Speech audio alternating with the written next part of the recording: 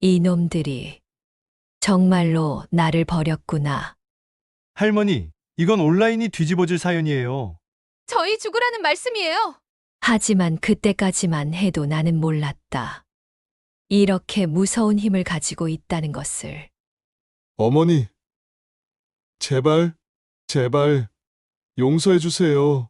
아들이 무릎 꿇고 빌던 그 순간이 자꾸만 떠오른다. 하지만 그건 나중 이야기고 모든 건 저 아름다운 바다에서 시작되었다.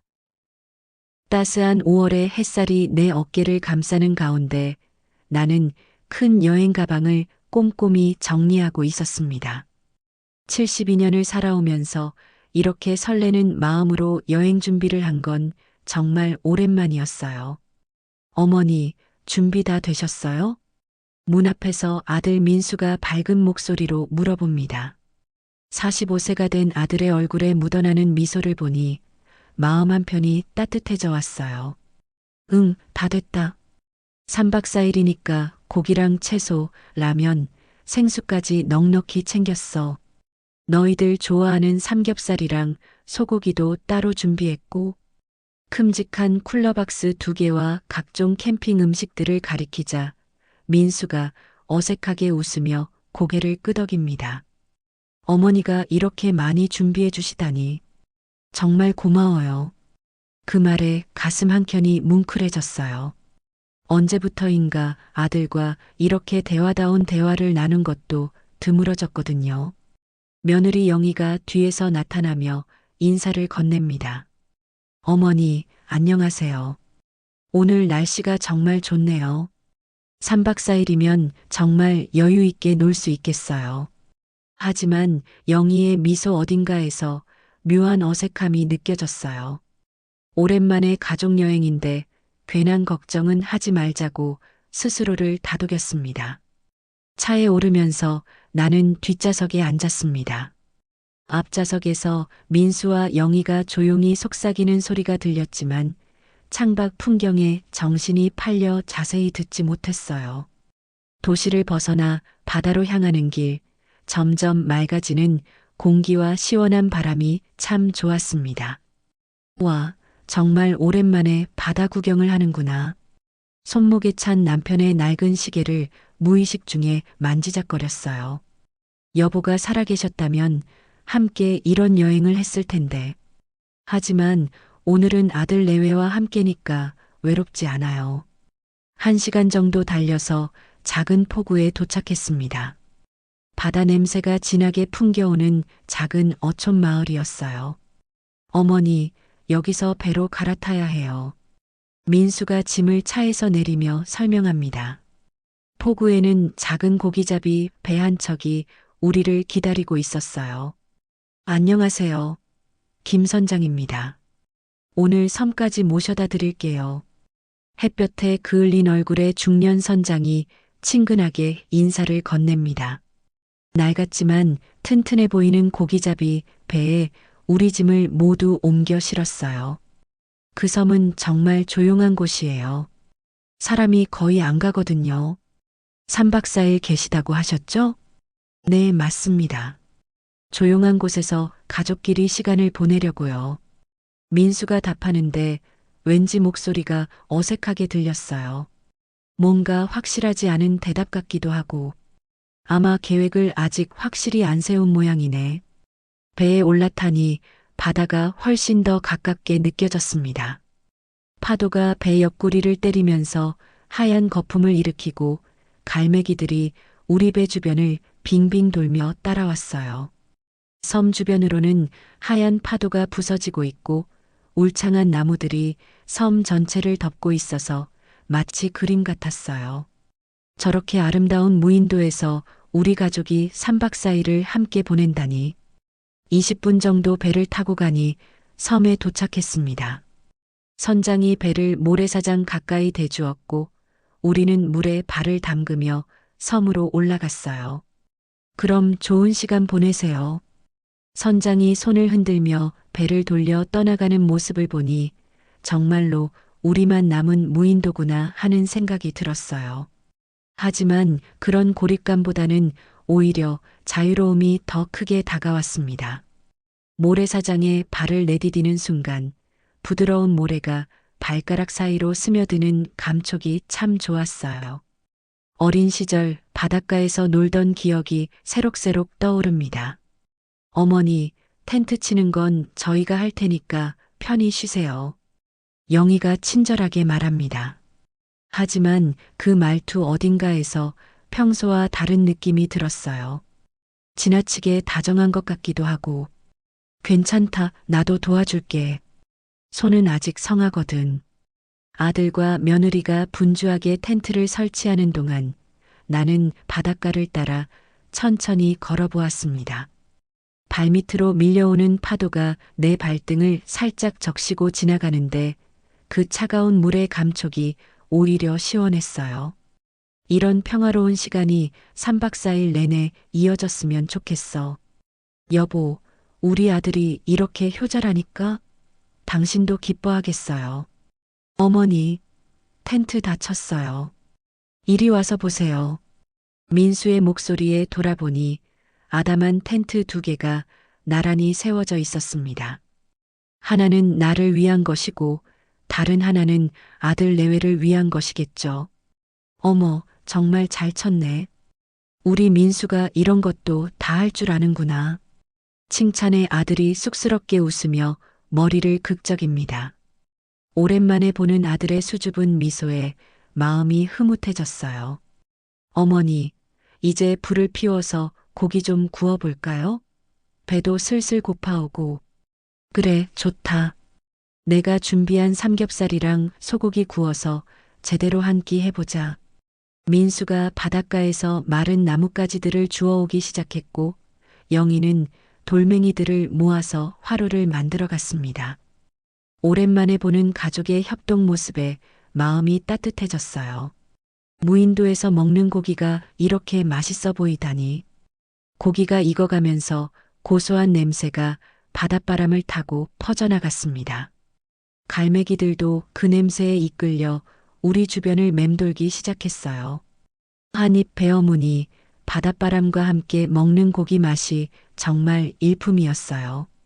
세 식구가 나란히 앉아서 고기를 구워 먹는 모습이 얼마나 평화로운지. 이런 게 바로 행복이구나. 저녁이 되자 바다 위로 붉은 석양이 지기 시작했습니다. 물결이 반짝이며 황홀한 빛을 발하는 모습이 너무나 아름다워서 한참 동안 넋을 잃고 바라보았어요. 어머니, 우리 내일 아침에 소라 잡으러 가볼까요? 민수랑 저랑 일찍 나가서 많이 잡아올게요. 아들 내외가 부지런히 움직여주니 고맙기도 하고. 그래, 좋은 생각이다. 나도 오랜만에 소라 맛을 보고 싶었어. 3박 4일 동안 실컷 바다 음식을 맛보자. 밤이 되자 하늘에는 수많은 별들이 반짝이기 시작했어요. 도시에서는 볼 수 없는 맑고 환한 별빛이 섬 전체를 은은하게 비추고 있었습니다. 남편의 시계를 보니 밤 10시. 여보, 이렇게 아름다운 별을 보고 있으니 당신 생각이 더욱 간절해져요. 같이 볼 수 있었다면 얼마나 좋았을까. 내일부터 이틀 더 어떤 즐거운 일들이 기다리고 있을까? 텐트 안에서 바다 소리를 들으며 잠자리에 들었습니다. 파도가 모래사장에 부딪히는 소리가 마치 자장가 같아서 오랜만에 마음 편히 잠들 수 있을 것 같았어요. 하지만 잠들기 전 옆 텐트에서 들려오는 속삭임이 귓가에 스쳤습니다. 정말 이렇게 해도 될까? 지금까지 온 걸 돌아가려고? 3박 4일이면 충분해. 무슨 말인지 정확히 들리지 않았지만 왠지 모를 불안감이 스쳤어요. 무슨 얘기를 하는 걸까? 하지만 피곤해서 그 생각도 잠깐 곧 깊은 잠에 빠져들었습니다. 다음 날 아침 새소리와 파도 소리에 눈을 뜬 나는 기분 좋게 텐트에서 나왔습니다. 무인도의 새벽 공기는 정말 맑고 시원했어요. 남편의 손목 시계를 보니 아침 7시, 평소보다 조금 늦었지만 휴가니까 괜찮죠. 얘들아, 일어났니? 옆 텐트를 향해 말을 걸었지만 대답이 없었습니다. 아직 자고 있나 보네요. 젊은 사람들이 늦잠 자는 건 당연하죠.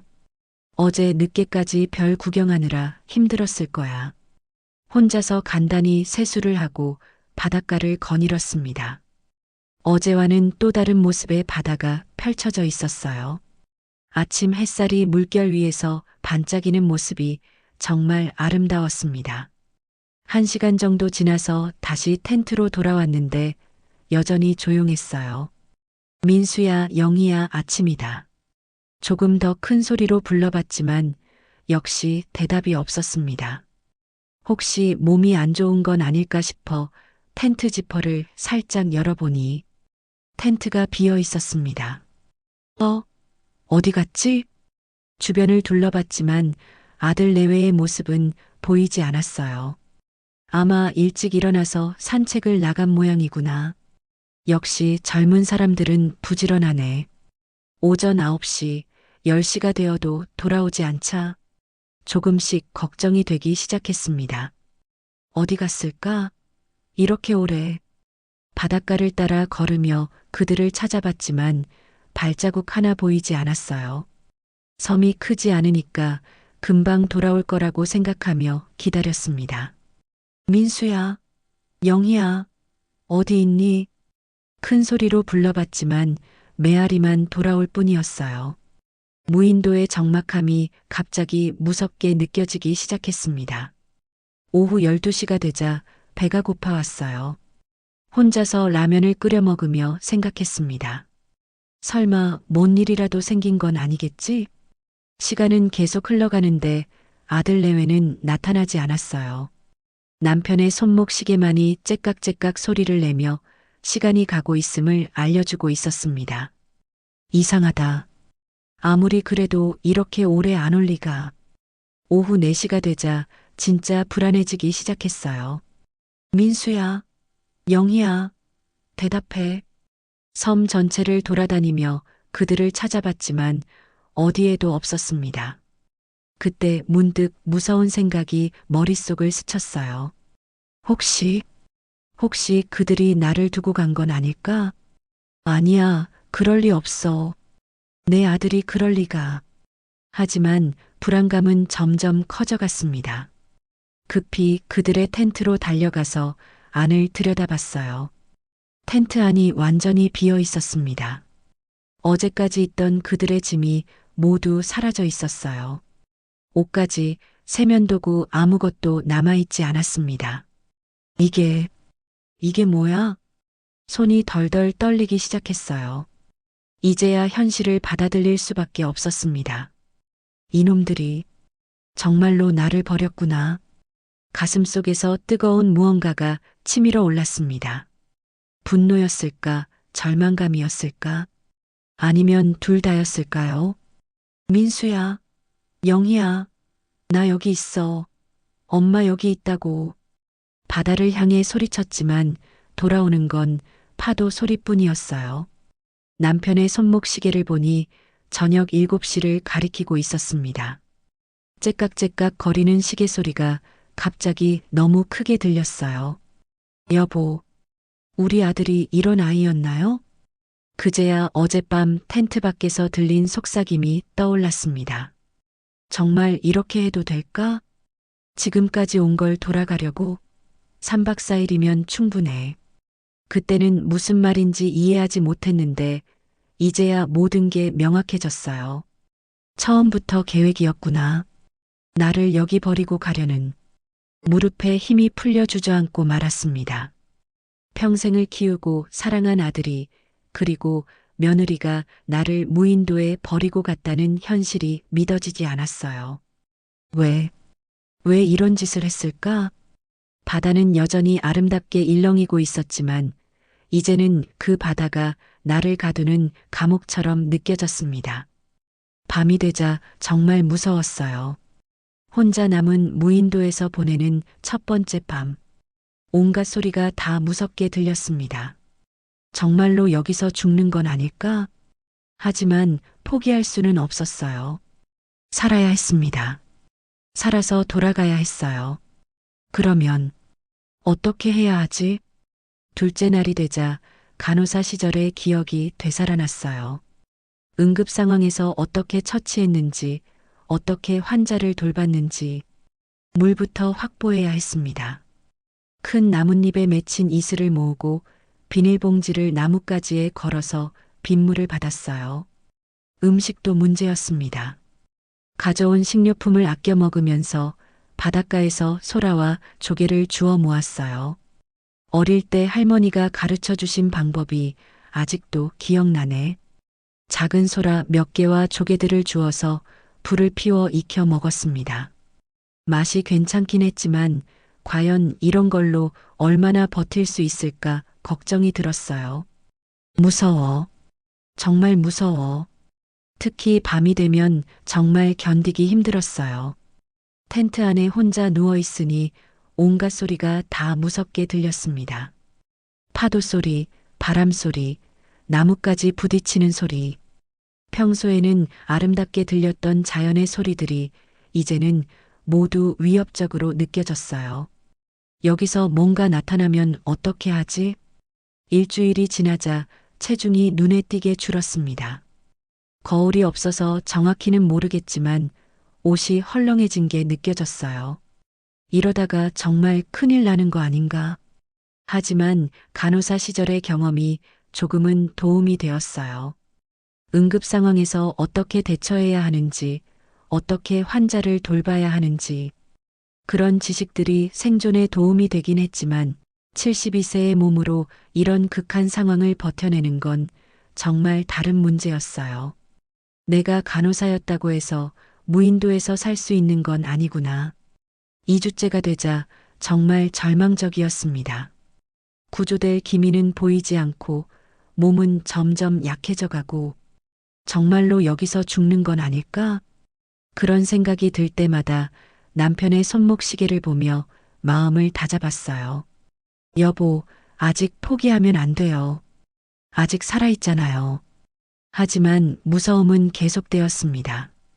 특히 밤이 되면 정말 견디기 힘들었어요. 내일은 과연 살아있을까? 3주째 되는 날, 나는 정말 한계에 다다른 느낌이었습니다. 몸무게는 많이 빠졌고 기력도 떨어졌어요. 이제 정말 안 되는 건 아닐까? 그때 이상한 소리가 들렸어요. 엔진 소리 같은데. 바닷가로 비틀거리며 나가보니 멀리서 작은 배 한 척이 다가오고 있었습니다. 배다. 배야. 남은 힘을 모두 쏟아서 손을 흔들었어요. 살려주세요. 배가 점점 가까워지더니 익숙한 얼굴이 보였습니다. 우리를 데려다 준 김 선장이었어요. 어머님? 어머님이 여기 왜 혼자 계세요? 아들분들은 어디 가셨어요? 선장이 깜짝 놀라며 물어봤어요. 그게 너무 많은 감정이 한꺼번에 밀려왔어요. 안도감, 기쁨, 그리고 억울함까지. 아들 내외가 갑자기 사라졌어요. 3주 동안 혼자 있었어요. 어머님 혼자 3주나 계신 거예요?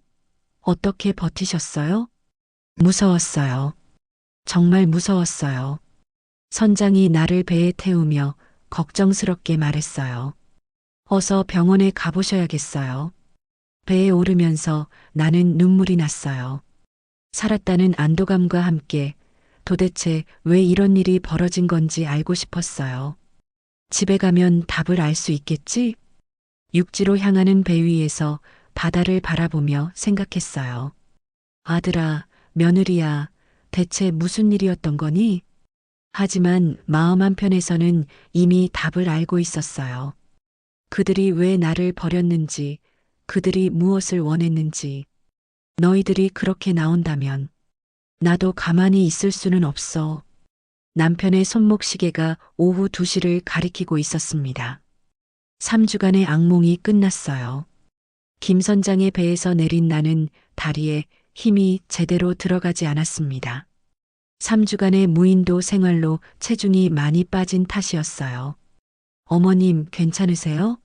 병원부터 가시는 게 좋겠는데. 선장이 걱정스럽게 말했지만 나는 고개를 저었습니다. 괜찮아요. 우선 집에 가봐야 해요. 아들 내외에게 무슨 일이 있었는지 빨리 알고 싶었어요. 택시를 타고 집으로 향하는 길, 창밖 풍경이 꿈같이 느껴졌습니다. 3주 만에 보는 문명의 모습이 너무나 낯설었어요. 정말 살아서 돌아왔구나. 하지만 기쁨도 잠시 집에 도착해서 엘리베이터를 타고 올라가면서 이상한 불안감이 들기 시작했습니다. 아들은 왜 나를 찾으러 오지 않았을까? 집 앞에 도착해서 현관문 앞에 섰는데 첫 번째 이상한 일이 벌어졌어요. 지문 인식기에 손가락을 댔는데 인식이 되지 않았습니다. 이상하네.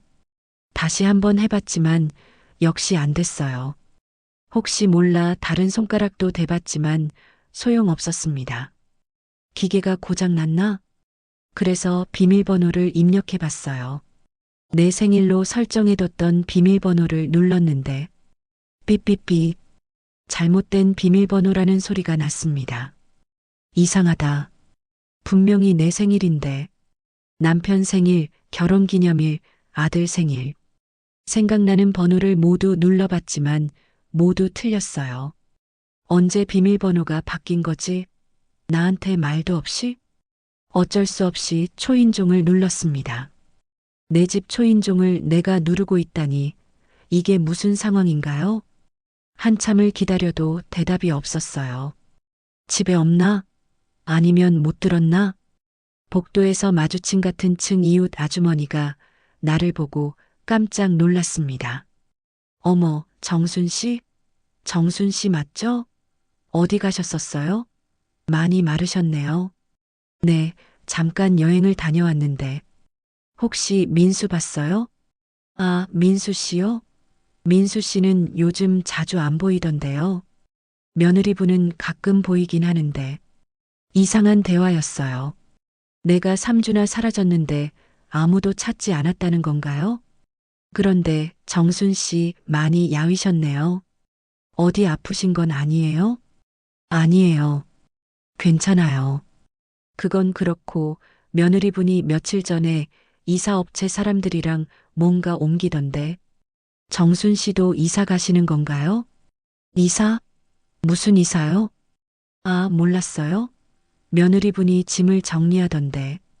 큰 트럭까지 와서 가슴이 쿵 내려앉았어요. 뭔가 매우 잘못된 일이 벌어지고 있다는 걸 직감했습니다. 설마 그런 건 아니겠지? 다시 현관문 앞으로 가서 문을 두드렸어요. 민수야, 영희야, 엄마 왔어. 문 좀 열어줘. 하지만 여전히 대답이 없었습니다. 다시 같은 층 아주머니에게 부탁했습니다. 죄송한데 전화기 좀 빌릴 수 있을까요? 급한 전화를 해야 해서. 휴대폰을 빌려서 민수에게 전화를 걸었어요. 여보세요? 드디어 아들의 목소리였습니다. 민수야, 엄마야, 너 지금 어디 있니? 엄마라고요? 누구세요? 목소리가 이상했어요. 너무 차갑고 경계하는 듯한. 뭐라고? 너 엄마 목소리도 못 알아들어? 잠깐만요. 엄마가 왜 거기서 전화를? 엄마는 지금. 갑자기 전화가 끊어졌습니다. 뭐야? 왜 전화를 끊어? 다시 전화를 걸었지만 이번에는 아예 받지 않았어요. 영희에게도 전화를 걸어봤지만 마찬가지였습니다. 한 번 받았다가 바로 끊어버렸어요. 이상해. 너무 이상해. 뭔가 심상치 않은 일이 벌어지고 있다는 걸 확신했습니다. 이웃 아주머니가 걱정스럽게 말했어요. 정순 씨 괜찮아요? 얼굴이 너무 안 좋아 보이는데. 아니에요. 괜찮아요. 그런데 혹시 민수가 언제부터 집에 안 들어왔는지 기억나세요? 글쎄요. 한 2주 전부터인가. 그때부터 잘 안 보이더라고요. 2주 전? 그럼 내가 무인도에 버려진 지 일주일쯤 후부터 집에 안 들어왔다는 뜻인가요? 뭔가 계획이 있었던 건가? 더 이상 이웃집에서 신세질 수는 없어서 나왔습니다. 그런데 이제 어디로 가야 하나요? 내 집에도 들어갈 수 없고, 잠깐 은행에 가서 확인해 보자. 평생 거래했던 VIP 전용 창구로 갔습니다. 직원들도 나를 잘 알고 있었어요. 어머님, 오랜만이에요. 어디 다녀오셨어요? 많이 마르셨네요. 잠깐 여행을 다녀왔는데, 혹시 내 통장에 무슨 일이 있었나요? 아, 네. 아드님이 며칠 전에 오셔서 계좌 정리를 하셨어요. 계좌 정리요? 네, 어머님 명의로 된 위임장 가지고 오셔서 잠깐만요. 기록을 확인해 보겠습니다.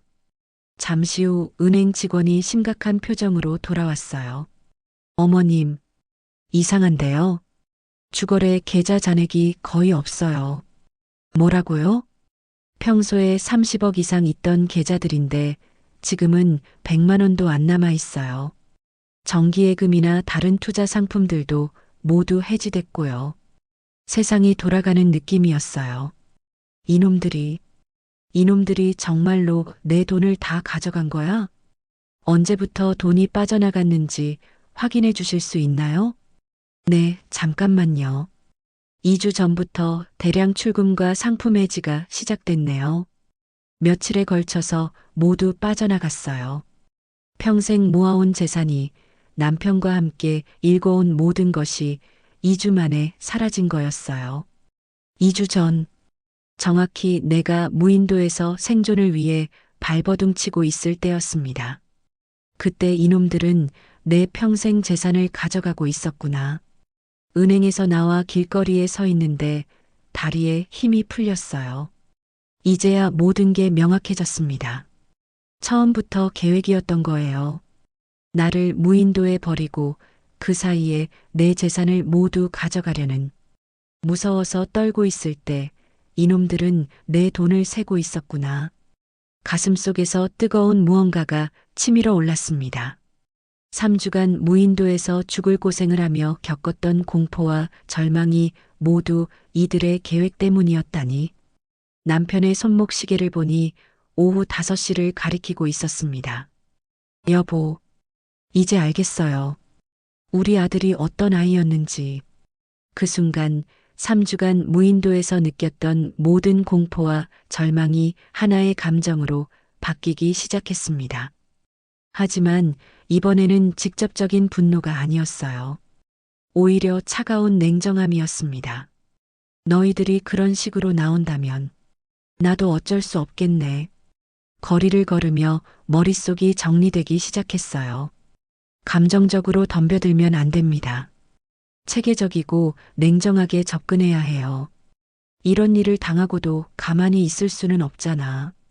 남편의 시계를 다시 한번 보며 조용히 다짐했습니다. 너희들이 어떻게 나올지는 알겠으니까. 이제 내가 어떻게 나갈지 보여줄게. 호텔을 찾아 방을 잡으면서도 마음은 이미 다음 단계를 준비하고 있었어요. 우선 도움을 요청할 사람부터 찾아야겠어. 남편이 살아계실 때 고용하던 이상훈 변호사가 떠올랐습니다. 그분이라면 분명히 도움이 될 거예요. 내가 이런 선택을 하게 만든 건 너희들이야. 밤늦게 호텔 창밖을 바라보며 생각했어요. 3주 전만 해도 나는 평범한 72세 할머니였습니다. 아들을 사랑하고 가족의 행복을 위해 모든 걸 희생할 수 있는 어머니였어요. 하지만 이제는 달랐습니다. 너희들이 먼저 게임의 규칙을 바꿨으니까. 다음 날 아침 호텔에서 눈을 뜬 나는 남편의 손목 시계를 보며 하루를 시작했습니다. 이제 본격적으로 움직여야 할 시간이에요. 감정적으로 접근하면 안 돼. 차근차근 체계적으로. 우선 이상훈 변호사에게 전화를 걸었습니다. 남편이 살아계실 때 회사 법무를 담당했던 분이니까 분명히 도움이 될 거예요. 안녕하세요. 이상훈 변호사입니다. 변호사님, 저 박정순입니다. 기억하시나요? 아, 정순 사모님. 물론 기억하죠. 어떻게 지내셨어요? 그런데 목소리가 좀 이상한데 괜찮으세요? 사실 심각한 문제가 생겼어요. 혹시 시간 되시면 상담을 받을 수 있을까요? 물론이죠. 급하시면 지금 바로라도. 감사합니다. 1시간 후에 사무실로 찾아뵙겠습니다. 변호사 사무실에 도착해서 모든 상황을 차근차근 설명했어요. 무인도에 버려진 일부터 시작해서 집에 들어갈 수 없었던 것, 수십억 원의 재산이 모두 사라진 것까지. 이상훈 변호사의 표정이 점점 심각해졌습니다. 이건 명백한 계획 범죄네요. 사모님, 제가 며칠간 자세히 조사해 보겠습니다. 조사요? 네, 민수 씨의 개인적인 상황, 재산 이동 경로, 관련 증거들. 모든 걸 파악해야 정확한 그림이 나올 거예요.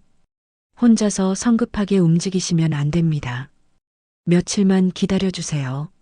나는 고개를 끄덕였어요. 변호사님 말이 맞았습니다.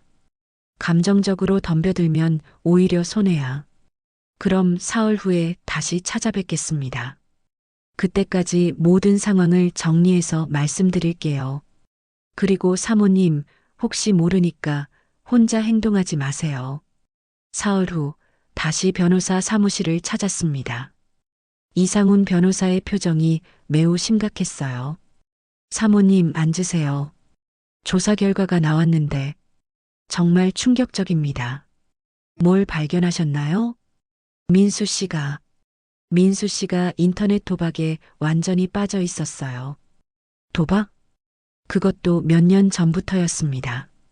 처음에는 소액으로 시작했는데 점점 금액이 커지면서 변호사님이 서류를 보여주었어요. 결국 사채업자들에게까지 손을 뻗었어요. 여러 업체에서 돈을 빌렸는데 얼마나 빌렸다고요? 총 5억 원입니다. 5억 원? 인터넷 도박으로 잃은 돈을 만회하려고 계속 더 큰 돈을 빌렸던 거죠. 전형적인 도박 중독자의 패턴이에요. 정말 믿어지지 않았어요. 내 아들이 그런 일을. 더 심각한 건 최근 2주 전부터 이 빚들을 갑자기 모두 갚기 시작했다는 겁니다. 정확히 내가 무인도에서 고생하고 있을 때였어요. 그럼 내 돈으로 사채빚을 갚은 거구나. 사채업자들이 민수 씨를 계속 압박하고 있었어요. 직장까지 찾아가서 협박했다고 하더군요. 직장까지요? 네, 그래서 회사에서도 문제가 됐어요. 곧 징계 절차가 들어갈 예정이라고 하네요. 변호사님이 더 자세한 자료를 보여주었어요. 영애 씨는 이 돈으로 부동산을 구입했습니다. 아파트 2채, 약 16억 원 상당이에요. 16억 원이요? 네, 현금으로 일시불 구입했어요. 명의는 모두 영애 씨로 되어 있고요. 이제야 전체적인 그림이 보이기 시작했어요. 사모님, 이건 몇 달에 걸쳐 치밀하게 계획된 일이에요. 사채업자들의 압박 때문에 급해진 거죠. 그러니까 처음부터 나를 없애려고 했던 거구나. 하지만 사모님, 희망이 있습니다. 이렇게 단기간에 대량의 돈이 움직였다는 건 추적이 가능하다는 뜻이에요. 추적이 가능하다고요? 네, 은행 거래 내역, 부동산 등기부, 위임장 진위 여부, 모든 게 기록으로 남아 있습니다. 특히 사채업체들도 다 합법적인 업체들이거든요. 거래 기록이 명확하게 있어요. 변호사님이 몇 가지 서류를 더 보여주었어요. 위임장의 경우 필적 감정을 통해 위조 여부를 확인할 수 있어요. 사모님이 직접 작성하신 게 아니라면 저는 그런 위임장 작성한 적 없어요. 절대로. 그럼 명백한 위조입니다. 이것만으로도 충분한 증거가 돼요. 하지만 변호사님의 표정이 다시 심각해졌어요. 문제는 저들이 이미 상당한 준비를 마쳤다는 겁니다. 무슨 뜻이에요? 부동산을 영애 씨 명의로 구입했다는 건 나중에 추적당해도 자기 돈으로 샀다고 우길 수 있다는 뜻이에요. 역시 다 계산하고 한 일이구나. 그리고 민수 씨도 어머니가 도박빚 때문에 고생하는 걸 보고 도와주려 했다는 식으로 변명할 수도 있어요. 변호사님의 설명을 들으니 정말 치밀했던 계획이라는 걸 알 수 있었어요. 이놈들이 이렇게까지 생각하고 있었다니. 사모님, 어떻게 하시겠어요? 법적 절차를 밟으면 충분히 되찾을 수 있지만 시간이 오래 걸릴 수 있어요. 72세인 내가 그렇게 오래 기다릴 수 있을까? 변호사님이 잠시 고민하더니 말했어요. 요즘 시대에는 언론의 힘이 상당히 클 수 있어요. 특히 이런 인간적인 사연은. 언론? 제가 아는 기자가 한 명 있는데 인터넷 신문사에서 사회부를 담당하고 있어요. 이런 사회적 이슈에 관심이 많은 분이거든요. 그분이 도움이 될까요?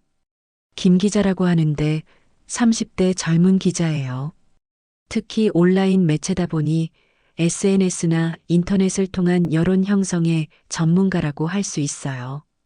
변호사님이 계속 설명했어요. 72세 할머니를 무인도에 버리고 수십억 원을 훔쳐간 도박 중독 아들. 이런 건 언론에서 놓칠 리가 없어요. 상상만 해도 끔찍했어요. 아니, 통쾌했어요. 한번 연결해 드릴까요? 믿을 만한 사람이니까 안심하셔도 돼요. 그렇게 해주세요. 변호사님이 즉시 전화를 걸었어요. 김 기자? 나야, 이상훈 변호사. 지금 시간 있어? 정말 큰 특종감이 있는데. 전화 통화를 하는 변호사님의 목소리가 점점 흥미진진해졌어요. 그래, 지금 바로 와. 사무실에서 만나자. 전화를 끊은 변호사님이 나를 보며 말했어요. 사모님, 30분 후에 김 기자가 옵니다. 정말 흥미로워하네요. 남편의 손목 시계를 보니 오후 3시를 가리키고 있었습니다. 여보, 이제 정말로 결심이 섰어요. 사실 나는 복수를 하고 싶어서가 아니에요. 너무 억울하고 너무 부당하니까 가만히 있을 수가 없는 거예요. 내가 원한 게 아니야. 너희들이 먼저 이런 식으로 나왔으니까. 30분 후 젊은 남자가 변호사 사무실로 들어왔어요. 키가 크고 날렵해 보이는 30대 남성이었습니다. 안녕하세요. 김 기자입니다. 어머님이 그분이시군요. 네, 안녕하세요. 이야기 들어보니 정말 화가 나네요. 도박 중독으로 어머니까지 버리다니. 이런 일은 꼭 세상에 알려야 합니다. 김 기자의 눈빛이 매서웠어요. 너희들이 그렇게 나온다면 나도 내 방식대로 할 수밖에 없어. 남편의 시계를 다시 한번 보며 조용히 다짐했어요. 여보, 이번엔 제대로 해보겠어요. 김 기자가 노트북을 꺼내면서 본격적으로 인터뷰를 시작했습니다. 30대 젊은 기자답게 정말 빠르고 체계적이었어요. 어머님, 처음부터 차근차근 말씀해 주세요. 가족여행을 가게 된 계기부터요. 나는 3주 전 그날부터 시작해서 지금까지의 모든 일을 자세히 설명했어요. 무인도에서의 3주간 돌아와서 겪은 충격들. 김 기자가 계속 고개를 끄덕이며 노트북에 빠르게 타이핑하고 있었습니다. 정말 화가 나네요. 어떻게 자식이 어머니를 그럴 수가 있죠? 저도 믿어지지 않아요. 내 아들이 이런 아이였나 싶어서. 어머님, 혹시 증거가 될 만한 게 있을까요? 은행 거래 내역이나 부동산 등기부 같은. 이상훈 변호사가 준비한 서류들을 보여주었어요. 이거면 충분합니다. 완벽한 증거네요. 김 기자가 서류들을 꼼꼼히 살펴보더니 말했어요. 어머님, 제가 이 사연을 기사로 써도 될까요? 물론 실명은 가명으로 처리하고요. 괜찮아요. 오히려 많은 사람들이 알았으면 좋겠어요. 너희들이 이렇게 나온다면 나도 숨길 이유가 없잖아. 그럼 바로 시작하겠습니다. 요즘 이런 사연은 SNS에서 엄청난 반향을 일으켜요. 김 기자가 노트북 화면을 돌려서 보여주었어요. 여러 SNS 창들이 떠 있었습니다. 우선 제가 운영하는 인터넷 신문에 기사를 올리고 동시에 SNS로 확산시킬게요. SNS요? 네, 페이스북, 인스타그램, 유튜브. 특히 이런 인간적인 사연은 온라인에서 빠르게 퍼져요. 김 기자가 빠르게 기사를 작성하기 시작했어요. 제목부터 강렬했습니다. 72세 어머니를 무인도에 고려장시킨 불효 자식들. 수십억 원 재산 가로채기까지. 어머님, 이런 제목 어떠세요? 좋네요. 사실 그대로니까. 1시간 만에 기사가 완성되었어요.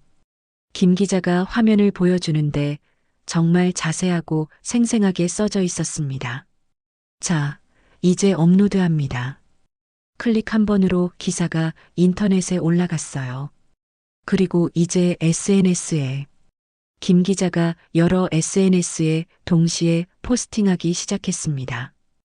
해시태그 무인도 고려장, 해시태그 불효자식, 해시태그 수십억 원. 해시태그를 이렇게 달면 더 많은 사람들이 볼 수 있어요. 신기했어요. 이런 식으로 소식이 퍼져나가는구나. 너희들이 나를 모르는 무인도에 버렸으니까. 이제 나도 너희들을 모르는 사람들 앞에 내보내는 거야. 어머님, 벌써 반응이 오기 시작했어요. 김 기자가 화면을 보여주는데 댓글들이 실시간으로 달리고 있었어요. 와, 이런 일이 실제로 있다니. 자식이 어떻게 어머니를 그럴 수가. 이게 진짜 사람이야? 짐승도 이런 짓은 안 해. 보세요. 벌써 공유가 500개 넘었어요. 정말 빠르게 퍼져나가고 있었습니다. 2시간 후, 김 기자가 흥분한 목소리로 말했어요. 어머님, 대박이에요. 조회수가 100만을 넘었어요. 100만이요? 네. 그리고 다른 언론사에서도 연락이 오기 시작했어요. 이 사연에 관심을 보이고 있어요. 김 기자의 휴대폰이 계속 울렸어요. 다른 기자들이나 방송사에서 전화를 걸어오는 것 같았습니다. MBC에서 연락 왔어요. 내일 아침 뉴스에 나가고 싶다고 하는데 어떠세요? 텔레비전에요? 네, 아침 뉴스 사회면에 나갈 수 있어요. 더 많은 사람들이 이 이야기를 들을 수 있겠죠. 그래, 더 많은 사람들이 알아야 해. 너희들이 어떤 짓을 했는지. 좋아요. 해보겠어요. 그 다음날 아침 정말로 뉴스에 나왔어요. 호텔방에서 텔레비전을 보는데 내 이야기가 전국에 방송되고 있었습니다. 72세 할머니를 무인도에 버리고 수십억 원의 재산을 가로챈 충격적인 사건이 온라인에서 화제가 되고 있습니다. 앵커가 심각한 표정으로 뉴스를 읽고 있었어요. 김 기자가 전화를 걸어왔어요. 어머님, 뉴스 보고 계세요? 대박이에요. 네, 보고 있어요. 온라인이 완전히 뒤집어졌어요. 해시태그가 실시간 검색어 1위에 올랐어요. 정말 신기했어요. 내 이야기가 이렇게 많은 사람들에게 알려지다니. 그런데 어머님, 문제가 생겼어요. 무슨 문제요? 네티즌들이 신상을 찾기 시작했어요. 민수 씨와 영애 씨. 신상을 찾는다고? 온라인에서 추리하고 있어요. 회사 정보, 아파트 단지, 심지어 영희 씨 친정까지. 오후가 되자 더 놀라운 일이 벌어졌어요. 김 기자가 급하게 연락을 해왔습니다. 어머님, 민수 씨 회사에서 연락이 왔어요. 민수 회사에서요? 네, 회사로 항해 전화가 폭주하고 있대요. 불효자를 왜 고용하고 있냐면서. 벌써 회사까지 알려진 거야? 그리고 영애 씨 친정 동네에도 소문이 퍼졌어요. 인터넷 커뮤니티에서 주소를 특정해서. 정말 인터넷의 힘이 이렇게 무서운 줄 몰랐어요. 저녁쯤 김 기자가 또 다른 소식을 가져왔어요. 어머님, 경찰서에서 연락이 왔어요. 경찰서에서요? 네, 온라인 신고가 너무 많이 들어와서 수사에 착수한다고 해요. 경찰까지 움직이기 시작했구나. 위임장 위조, 재산 횡령, 유기죄까지 여러 혐의로 조사한다고 하네요. 남편의 손목시계를 보니 저녁 8시를 가리키고 있었습니다. 여보, 이렇게 빨리 일이 벌어질 줄은 몰랐어요. 하룻밤 사이에 내 사연이 전국적으로 알려지고 경찰 수사까지 시작되다니. 나는 그냥 억울한 마음을 말한 건데. 이튿날 아침 김 기자가 더욱 놀라운 소식을 가져왔어요. 어머님, 민수 씨가 회사에서 정직되었어요. 정직이요? 네, 회사 이미지에 치명적인 타격을 줬다면서. 그리고 영애 씨 아버지 회사도 큰 타격을 받았대요. 거래처들이 연락을 끊기 시작했다고 하네요. 그런 딸을 둔 사람과는 거래할 수 없다면서. 영희 아버지까지? 온라인에서 가족 전체가 도마에 올랐어요. 영애 씨 오빠 직장도 알려져서 정말 상상도 못했던 일들이 벌어지고 있었어요. 내가 원했던 것보다 훨씬 큰 일이 되어버렸네. 오후에 김 기자가 마지막 보고를 해왔어요. 어머님, 민수 씨와 영애 씨가 완전히 사라졌어요. 사라졌다고요? 네, 집도 빼고 휴대폰도 꺼져 있어요. 아마 어디 숨어 있는 것 같아요. 결국 도망간 거구나. 하지만 경찰 수사는 계속 진행될 거예요. 증거가 너무 명확하니까요. 나는 호텔 창밖을 바라보며 생각했어요. 사실 이렇게까지 큰 일이 될 줄은 몰랐어요. 그냥 억울한 마음을 표현한 건데. 하지만 너희들이 먼저 그렇게 나왔으니까. 어쩔 수 없었잖아. 남편의 시계가 저녁 7시를 가리키고 있었습니다. 여보, 이제 정말로 끝이 보여요. 사흘째 되는 날, 김 기자가 호텔로 직접 찾아왔어요. 표정이 심각했습니다. 어머님, 상황이 정말 심각해졌어요. 뭐가 어떻게 됐다고요? 일단 앉으세요. 차근차근 설명드릴게요. 김 기자가 노트북을 펼치며 말하기 시작했어요. 우선 조회수부터 말씀드리면 누적 조회수가 1,000만을 넘었어요. 1,000만이요? 네, 그리고 주요 포털 사이트 실시간 검색어에서 일주일째 상위권을 유지하고 있어요. 화면을 보여주는데 정말 믿어지지 않았어요. 해시태그 무인도 고려장, 해시태그 불효자식, 해시태그 박민수 김영희. 박민수, 김영희? 실명까지 나왔다고? 네티즌들이 추리해서 실명을 찾아냈어요. 이제 완전히 신상이 털린 상태예요.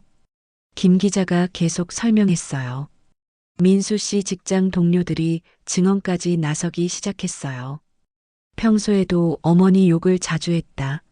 빨리 죽었으면 좋겠다고 말했다. 이런 식으로. 그런 말까지 했구나. 그리고 영애 씨 동네 사람들도 온라인에 글을 올리고 있어요. 원래 성격이 그랬다. 시어머니를 무시하는 걸 봤다. 이런 내용들. 정말 상상하지 못했던 일들이 벌어지고 있었어요. 어머님, 이제 민수 씨 회사 앞에 시위대까지 나타났어요. 시위대요? 네, 불효자를 해고하라는 피켓을 들고 회사에서 결국 어제 해고 결정을 내렸어요. 드디어 해고됐구나. 하지만 더 심각한 건 영희 씨 친정 쪽이에요. 김 기자가 화면을 바꿔서 보여주었어요. 영희 씨 아버지 회사에도 항의가 폭주하고 있어요. 거래처들이 하나둘씩 연락을 끊고 있고 영희 아버지 회사까지. 네, 그런 딸을 둔 사람과는 거래할 수 없다면서 회사가 심각한 타격을 받고 있어요. 영애 씨 오빠 직장도 마찬가지예요. 온라인에서 직장까지 찾아내서 항해 전화를 넣고 있어요. 가족 전체가 다 휘말린 거네.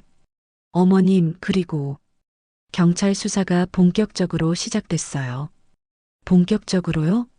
네, 온라인 신고가 너무 많이 들어와서 특별수사팀을 꾸렸대요. 위임장 위조, 재산 횡령, 유기죄. 김 기자가 심각한 표정으로 계속 말했어요. 특히 유기죄가 심각해요. 72세 노인을 무인도에 버린 건 자칫하면 실형까지 받을 수 있어요. 실형까지? 그때 김 기자의 휴대폰이 울렸어요. 네, 김 기자입니다. 네, 정말이요. 알겠습니다. 전화를 끄는 김 기자가 놀란 표정으로 말했어요. 어머님, 방금 다른 기자한테서 연락이 왔는데 민수 씨가 노숙자가 됐다고 해요. 노숙자요? 네, 해고당하고 집도 빼야 하는 상황이 되니까 갈 곳이 없어진 거예요. 영희 씨는 친정으로 갔는데 친정에서도 쫓아냈다고 하네요. 정말 상상도 못했던 일이었어요. 이렇게까지 될 줄은. 나는 잠시 말문이 막혔어요. 내가 원했던 건 이 정도까지는 아니었는데. 하지만 너희들이 먼저 그렇게 나왔으니까 어쩔 수 없잖아. 김 기자가 계속 보고했어요. 그리고 영희 씨 부모님도 원룸으로 이사를 가셨대요. 회사가 망해서. 원룸으로요? 네, 고급 아파트에서 살았는데 이제 작은 원룸으로 이사 갔다고 하네요. 영희 씨 오빠도 직장에서 잘렸고 가족 전체가 완전히 무너진 상태예요. 남편의 손목 시계를 보니 오후 3시를 가리키고 있었습니다. 여보, 이렇게 일이 커질 줄은 몰랐어요. 어머님, 그런데 또 다른 문제가 생겼어요. 또 뭐가 있다고요? 온라인에서 민수 씨와 영희 씨를 찾고 있어요. 직접 만나서 따져보겠다는 사람들이. 직접 만나서? 일부 네티즌들이 정의구현이라면서 직접 찾아다니고 있어요. 정말 위험한 상황이에요. 김 기자가 걱정스럽게 말했어요. 이제 민수 씨와 영희 씨가 숨어서 지내야 하는 상황이 됐어요. 얼굴이 다 알려져서 이튿날 더욱 충격적인 소식이 들려왔어요. 김 기자가 급하게 전화를 걸어왔습니다. 어머님, 큰일 났어요. 뭐가 어떻게 됐다고요? 민수 씨가 병원에 실려갔어요.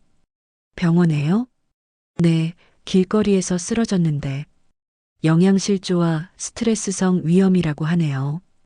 병원까지 실려갔다고? 영희 씨도 마찬가지예요. 친정에서 쫓겨나서 갈 곳이 없어서 지금 고시원에서 지내고 있대요. 정말로 완전히 몰락한 거였어요. 내가 3주 동안 무인도에서 겪었던 고생을 이제 저들이 겪고 있구나. 오후에 김 기자가 마지막 보고를 위해 다시 찾아왔어요. 어머님, 상황 정리해서 말씀드릴게요. 김 기자가 정리한 내용은 충격적이었어요. 민수 도박 중독 폭로로 직장 해고, 채권자들의 추적으로 은신, 영희 친정에서 추방, 고시원 거주, 일용직 알바로 근근히 생활, 영희 아버지 회사 부도, 원룸 이사, 영희 오빠 직장 해고, 가족과 연락 두절. 어머님, 이제 경찰에서 연락이 올 거예요. 정식 조사를 위해서. 조사요? 네, 피해자 진술을 받아야 하거든요. 하지만 온라인 여론이 워낙 강해서 기소는 확실할 것 같아요. 나는 창밖을 바라보며 생각했어요. 정말 이렇게까지 될 줄은 몰랐어요. 그냥 억울한 마음을 말한 건데 이렇게 큰 일이 되다니. 하지만 너희들이 나한테 한 짓을 생각하면 당연한 거 아닌가? 그때 김 기자가 조심스럽게 말했어요. 어머님, 혹시 민수 씨한테서 연락이 올 수도 있어요. 연락이요? 네, 이제 정말로 막다른 길에 몰렸으니까 어머님께 용서를 빌러 올 수도 있어요. 용서를 빌러? 그때 어떻게 하실 건가요? 한참 생각했어요. 정말로 민수가 찾아온다면 어떻게 해야 할까요? 너희들이 나를 무인도에 버렸을 때는 언제고. 남편의 시계를 보니 저녁 6시를 가리키고 있었습니다. 여보, 이제 정말로 마지막 단계가 남았네요. 김 기자가 떠나고 나서 혼자 있는 시간, 문득 이런 생각이 들었어요. 내가 정말로 복수를 원했던 걸까? 아니면 그냥 억울해서 말한 건데 일이 이렇게 커진 걸까? 모르겠어. 하지만 너희들이 먼저 그렇게 나왔으니까 어쩔 수 없었어. 하지만 한 가지는 확실했어요. 이제 모든 게 거의 끝나가고 있다는 것. 이제 마지막으로 저들이 찾아올 차례겠지. 사흘 후 정말로 그 전화가 걸려왔어요. 띠리리링. 한참을 망설이다가 전화를 받았어요. 어머니, 저예요, 민수예요. 목소리가 완전히 바뀌어 있었어요. 평소의 당당함은 온데간데였고 마치 울먹이는 것 같았습니다. 뭐야? 어머니, 제발, 제발 한 번만 만나주세요. 만나서 뭘 하게? 죄송하다고, 정말 죄송하다고 말씀드리고 싶어요. 제발이요. 전화 너머로 흐느끼는 소리가 들렸어요. 정말 많이 망가졌구나. 어디서 만날래? 어디든지 좋아요. 어머니가 정해주세요. 그럼 호텔 로비에서 만나자. 1시간 후에. 네. 네. 감사합니다. 정말 감사합니다. 전화를 끊고 나서 거울을 봤어요. 3주 전과는 완전히 달라진 내 모습이 보였습니다. 눈빛이 더 차가워져 있었어요. 너희들이 나를 바꿔놓은 거야. 1시간 후 호텔 로비에서 민수와 영희를 만났습니다. 정말 충격적인 모습이었어요. 민수는 며칠 못 씻은 것 같았고 영희는 눈이 퉁퉁 부어 있었습니다. 예전에 깔끔했던 모습은 온데간데 없었어요. 어머니, 민수가 나를 보자마자 그 자리에서 무릎을 꿇었어요. 영희도 따라서 무릎을 꿇었습니다. 로비에 있던 사람들이 모두 쳐다봤지만 그들은 신경 쓰지 않는 것 같았어요. 어머니, 죄송해요. 정말 죄송해요. 민수가 바닥에 머리를 박으며 빌었어요. 일어나. 어머니, 일어나라고 했어. 그들이 떨리는 다리로 일어났어요. 가까이서 보니 더 심각했어요. 민수는 많이 야위었고 영희는 완전히 기가 죽어 있었습니다. 지금 어떻게 지내고 있어? 어머니, 저는 지금 병원에서 퇴원해서 갈 곳이 없어서 민수가 떨리는 목소리로 말했어요. 영희는 고시원에서 그래서 어머니, 저희가 정말 잘못했어요.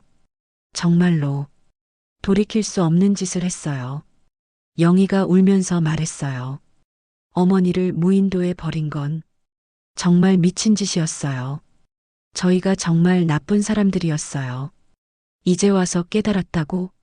너희들이 왜 그런 짓을 했는지 알고 있어? 저희가 너무 급했어요. 빚이 너무 많아서. 민수가 고개를 숙이며 말했어요. 하지만 그건 변명이에요. 어떤 이유가 있어도 어머니를 그럴 수는 없는 거였어요. 적어도 자기들이 뭘 잘못했는지는 아는구나. 그래서 지금 나한테 뭘 바라는 거야? 어머니, 경찰에서 조사받으라고 연락이 왔어요. 민수가 떨리는 목소리로 말했어요. 저희 감옥에 가야 하나요? 그건 너희가 알아서 할 일이야. 어머니, 제발 한 번만 용서해 주세요. 영희가 눈물을 흘리며 매달렸어요. 저희가 정말 잘못했어요. 다시는 이런 일 없을게요. 용서? 나는 한참 그들을 바라봤어요. 정말 많이 변했더군요. 예전에 오만하고 계산적인 모습은 온데간데 없었어요. 남편의 손목 시계를 보니 오후 4시를 가리키고 있었습니다. 여보, 이제 마지막 결정을 해야 할 때인 것 같아요. 너희들 지금 상황이 어떤지 알아? 네. 회사에서 잘렸고, 집도 잃었고, 온라인에서. 민수가 말을 잇지 못했어요. 전국 사람들이 다 저희를 알고 있어요.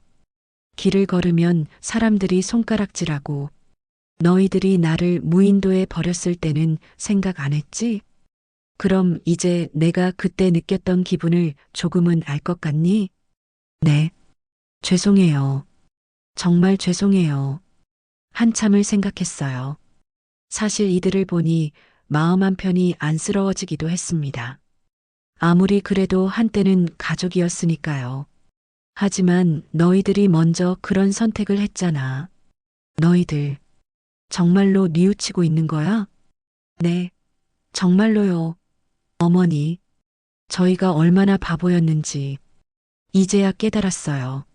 민수가 다시 무릎을 꿇으려고 했어요. 앉아 있어. 어머니, 내 말 들어. 그들이 조용해졌어요. 사실 나도 이렇게까지 될 줄은 몰랐어. 그냥 억울한 마음을 말한 건데. 어머니, 하지만 너희들이 먼저 그렇게 나왔으니까. 나도 어쩔 수 없었어. 내가 원해서 이런 일이 벌어진 게 아니야. 이제 됐어. 너희들도 충분히 깨달았을 테고. 나도 이제 그만할 때가 된 것 같아.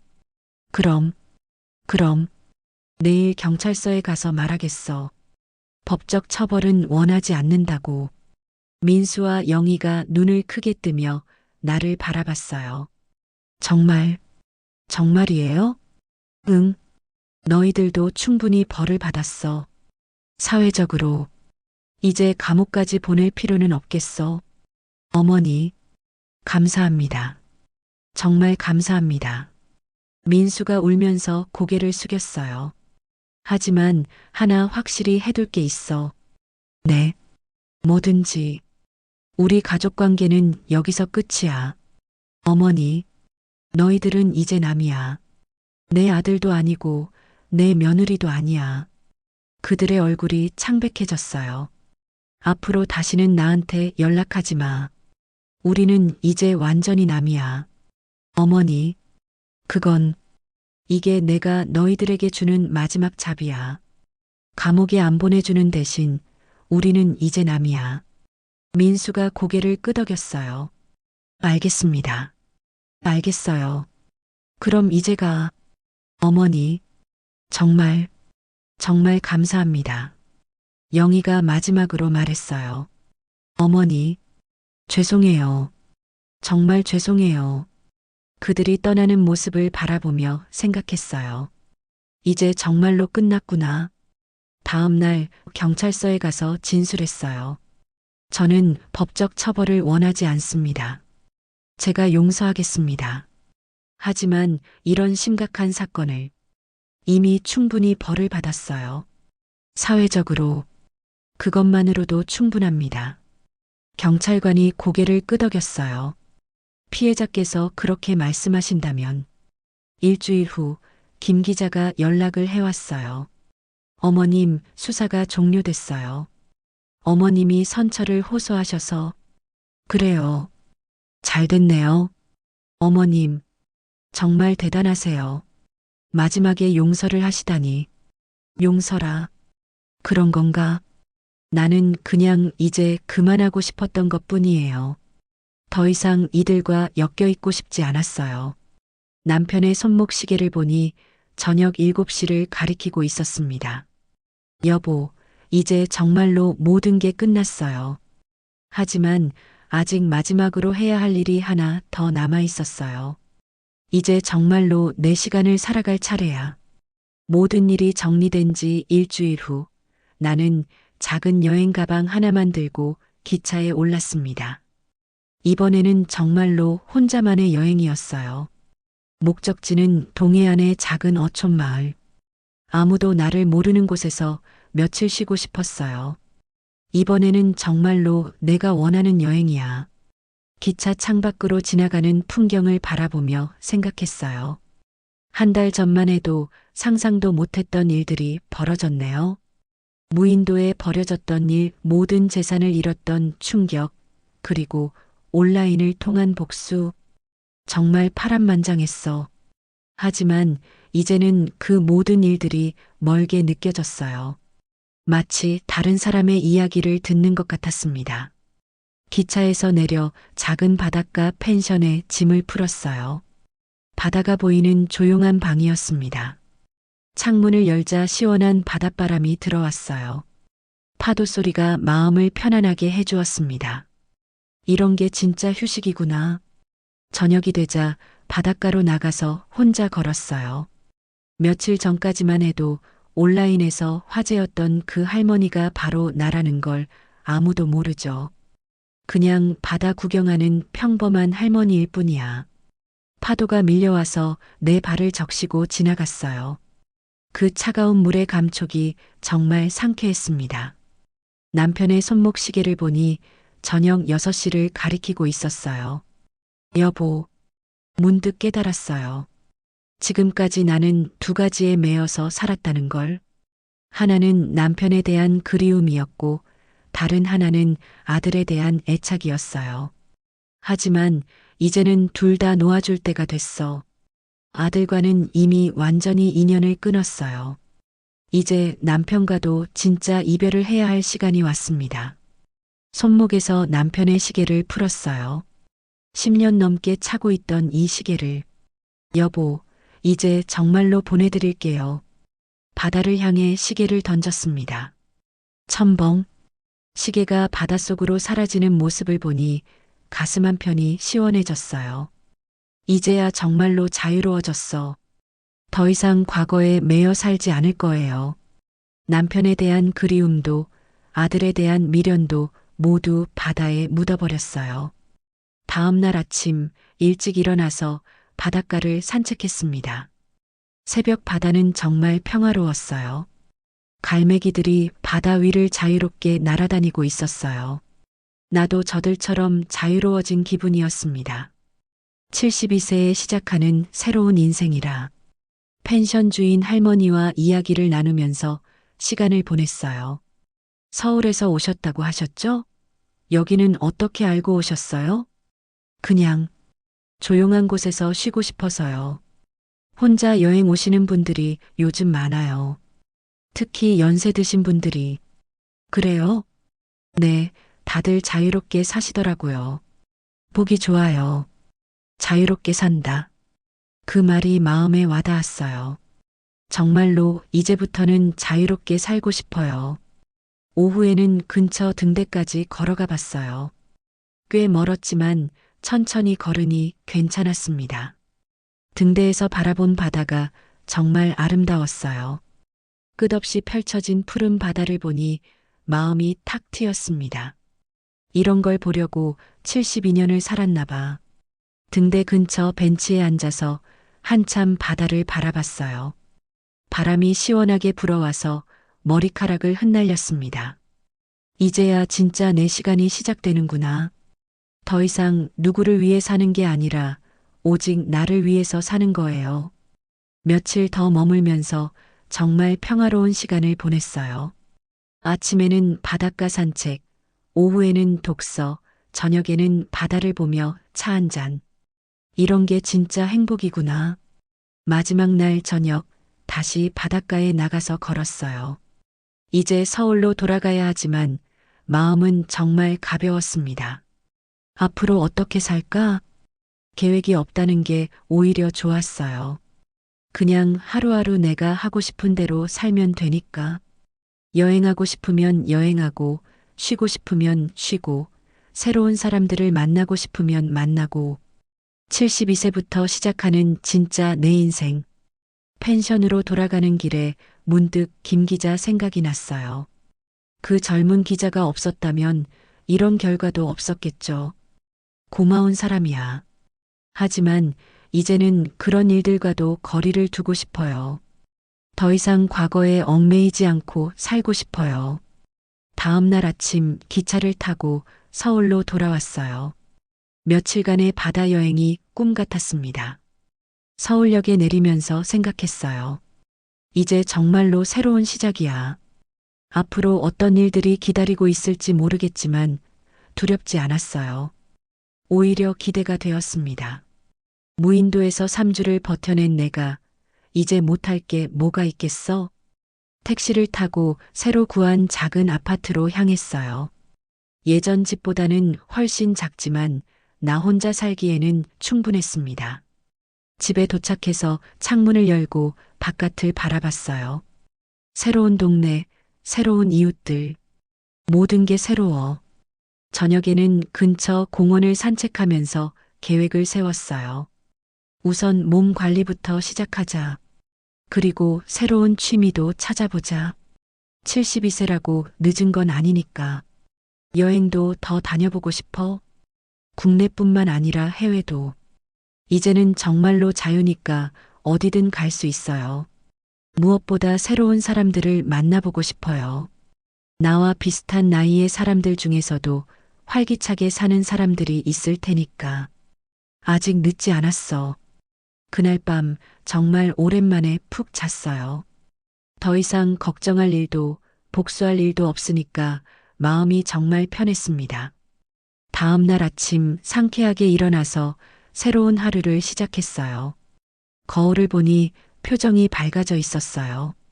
예전에 근심 걱정에 찬 모습은 온데간데 없었습니다. 이제야 진짜 박정순으로 살 수 있겠어. 더 이상 누구의 어머니도 누구의 아내도 아닌 그냥 박정순으로. 창밖을 보니 햇살이 밝게 비치고 있었어요. 정말 좋은 하루가 될 것 같았습니다. 자, 이제 시작해 볼까? 72세에 시작하는 진짜 내 인생을. 세상에는 아직도 내가 경험해 보지 못한 수많은 일들이 기다리고 있을 테니까요. 이야기는 끝났지만 내 인생은 이제부터 시작이야. 바다에 던진 시계처럼 모든 과거를 흘려보내고 새로운 시간을 시작한 정순. 72세에 찾은 진정한 자유 속에서 그의 진짜 이야기가 이제 막 시작되었습니다. 구독과 좋아요 잊지 마시고요. 여러분도 언제든 새로운 이야기의 주인공이 될 수 있습니다. 지금까지 이야기 속으로였습니다. 항상 건강하세요. 감사합니다.